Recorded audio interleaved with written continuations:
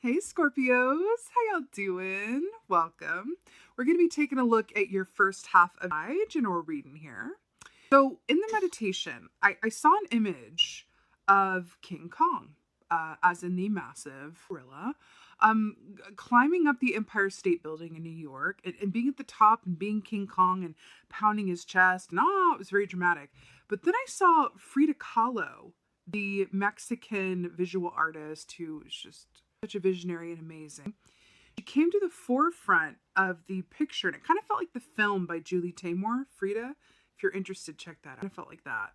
I saw her come into the forefront of the frame and take a look at this, massive gorilla on a skyscraper and think, okay, King Kong, but let's make it art.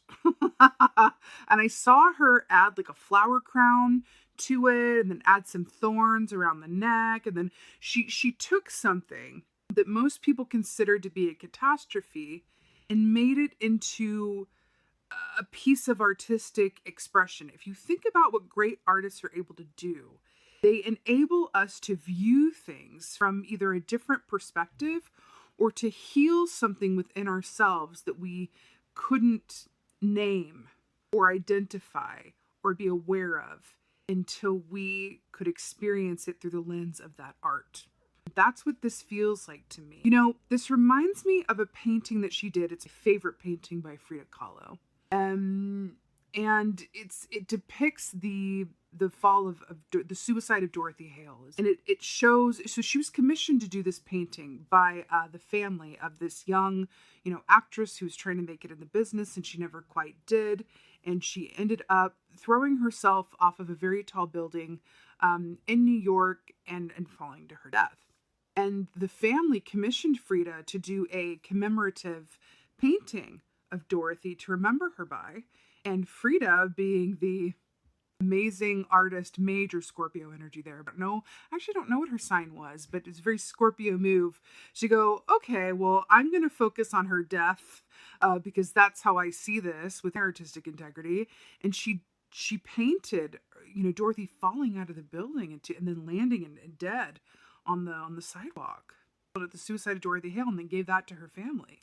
It's kind of what this feels like. It's funny with the King Kong at the top of the building and the, right?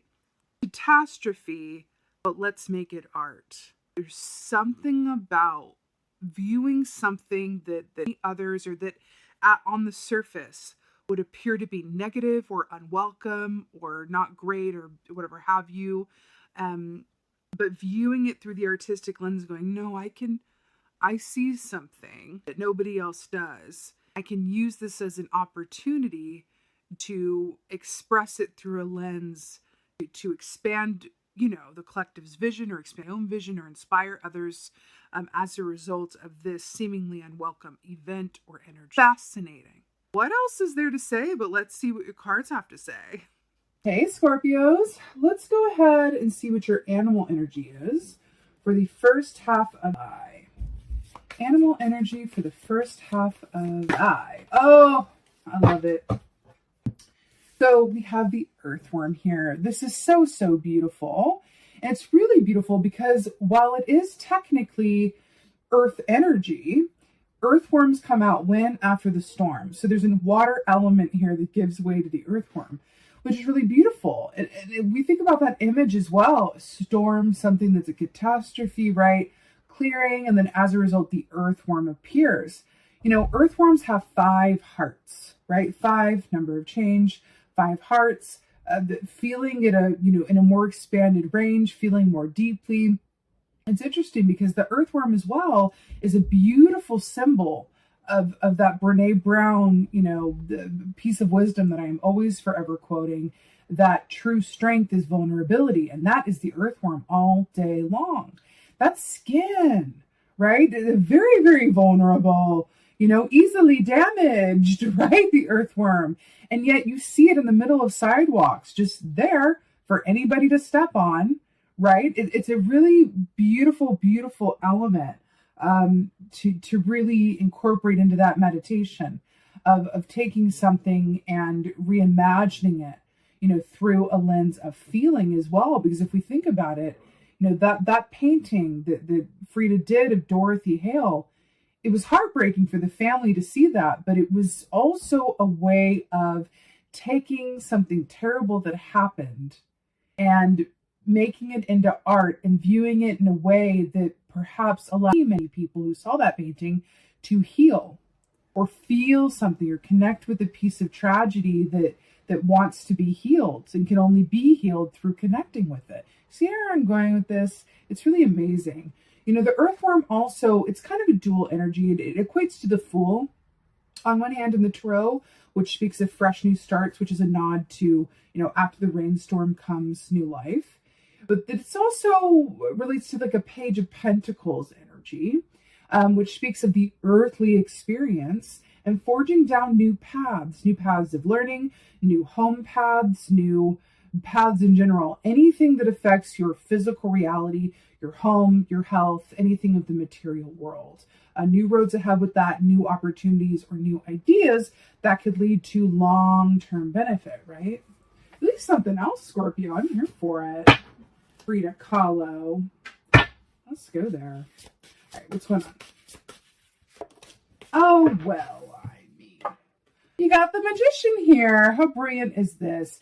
Now, the Magician is about creating, really co-creating with the universe, the life that you desire.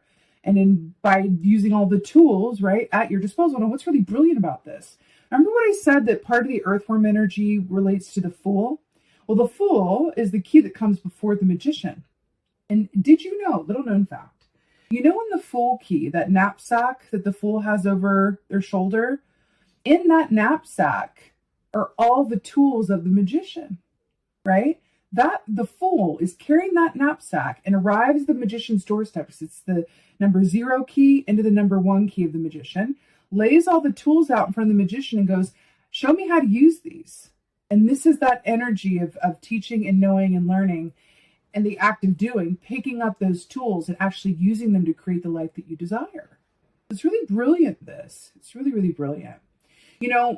The raccoon energy here as well. Raccoons are so wonderful because they always have exactly what they need, not because they're particularly, wealthy or well provided for, but it's because they're resourceful in a way where they see every object as an opportunity, right? They see opportunity where others don't. So that's really beautiful. And that's another way to look at, what artists do and what Frida did as well, right? Really something else. Why paint like a commemorative painting, right?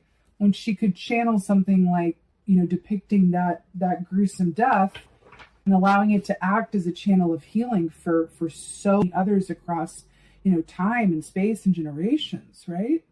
Something to think about. Okay, what else is going on? Oh, wow, how beautiful. Beautiful, beautiful swan energy. So here we have the Knight of Cups. So beautifully depicted here. So the Knight of Cups, traditionally beautiful water energy. Traditionally speaking, also I'm really drawn to the fact that we have the cup here and the Magician. And it's like out of all the tools that you're picking up, you're going for the cup. See that? Go for the cup. This is about doing work that really emotionally fuels you and serves you. It's doing the kind of work where you would do it even if you didn't get paid for it. Right? It's where your heart lies. It's heart-centered work. It's work that you do where you look up and the hours have absolutely flown by. That's Knight of Cups. Knight of Cups also speaks of emotionally fulfilling relationships, right?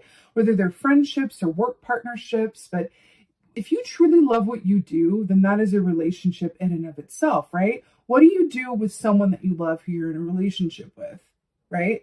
You give them time. You give them energy, right? You give them whatever resource be needed, whether it's your listening ear or help, running an errand or whatever that is, right? And you do the same for work that you love to do, right? You give it time, attention, you give it your resources, right? So there's a linkage that's happening here. And the question that's coming through is, do you treat what you do with the same love that you give to a person in your life that you love, whether that's, a parent or a child or, a partner, right? How does the love get allocated? amongst like what you do. Oh my God, I almost just said, I'm going to go there. I have to do it. I think you Scorpios can get down with it. How is love allocated between what you do and who you do? Half kidding. No, but that's what I mean. I mean, who you do doesn't have to be in like the suggestive sense. I mean, like your relationships, your family, your friends, your, you know, the Knight of Cups aspect of it all, right? Coming up to represent you as a water sign. There's something about that, right? How does the love that you embody extend to all areas of your life, right? Whoa, Scorpio, I'm so here for it. You got the World, ending, beginning and ending. You've got a major arcana sandwich. You've got two major arcanas here and then a minor in the middle, honey. Yes, I like it. So major arcanas are about destined or fated events. It speaks to a time that is pivotal in your path.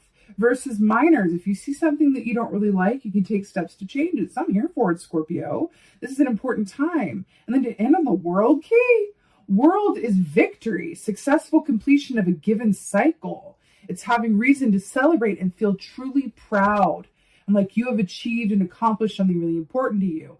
I do feel like for a good group of y'all, because we're talking about Frida, we're talking about, you know, the work that you do. Bees are all about the work that you do, but also how much work you put into the work that you love. So this is really interesting. You know, it also speaks of a group dynamic and working together for the purpose of a greater whole. Although I'm really, really drawn also to, I want to say, I don't know if that's a cricket or grasshopper, but I feel like it's a grasshopper down here. Which, interestingly enough, oh, it is a grasshopper. I get it. Okay. Grasshopper equates to Fool energy. Really interesting. So the Fool's coming up again. Now, this makes sense because the Fool's at the beginning of the major arcana and the World is at the end. So we're talking about cycles. Isn't this fascinating? We've got beginnings and endings, and then what's in the middle of the sandwich is who and what you love, right? It's very fascinating here. You know, the World key as well, especially as it's shown here so beautifully with this bee in the center and the laurel wreath above. You know, I feel like especially because the way that the swan is, kind of look at it here, I'm knocking things around, but see how it's kind of indicating here? Everyone's looking towards this. I feel like you are headed towards a happy completion of a given cycle. But I feel like for a good group of you guys, this has to do with the work that you do. You're not quite there yet. And that's why this is a minor in the middle. I feel like you're being asked, can you rededicate or dedicate differently to the work that you love to do? And in doing so, complete a certain cycle of victory and achievement and accomplishment that you haven't known yet? Interesting. This could go, you know, several different ways. That's why it's a minor in the middle. But you are being asked to, you know, really draw some focus to what serves your emotional core in terms of your work and your relationships. And then disperse that a little bit more evenly. And in doing so, have some major success in both your personal and your work spheres. It's really something else, Scorpio. It's very powerful. Let's go ahead and get some advice for you, shall we? Let's see here. What is the advice for Scorpio for first half of July? Oh, wow. Let's go there because this is really fascinating. So you have the Ten of Swords in reverse. Now let's just like just gag over this together, because do you remember? I'll hold it in the upright for the sake of the visual. Do you remember when I was talking about the suicide of Dorothy Hale and about how she was shown like falling off the building and then lying bloody on the sidewalk? And then we have a pigeon that's literally dead on a roof. Wow, like this is something else. And we had the Eiffel Tower in the background, another very tall building.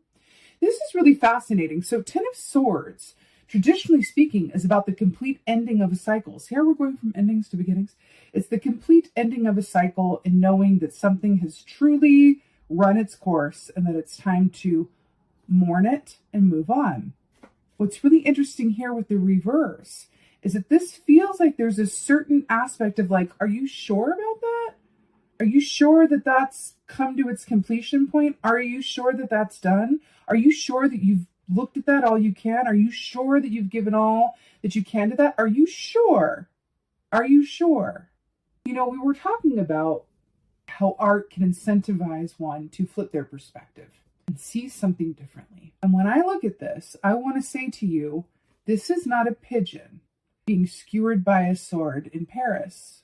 I want to flip it upside down and say, this is a pigeon with flaming red hair, okay, with a good wig, who is sitting on top of a sword and loving every minute of it. It's all about how you view it, right?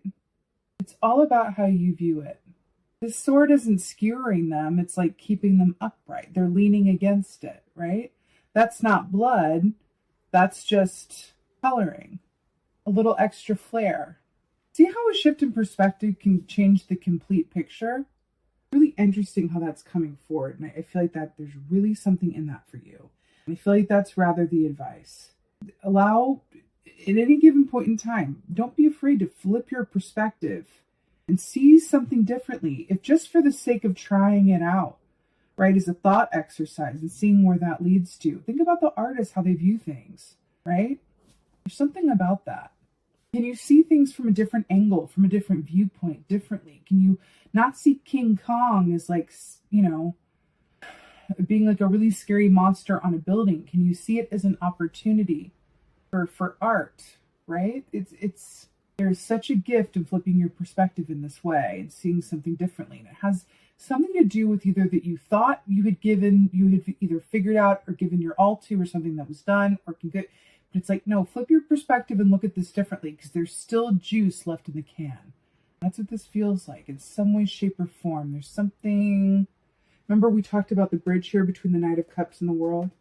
There's something to this. Let's go ahead and get an oracle. I'm feeling like this one. My goodness. It's so on the nose. Okay.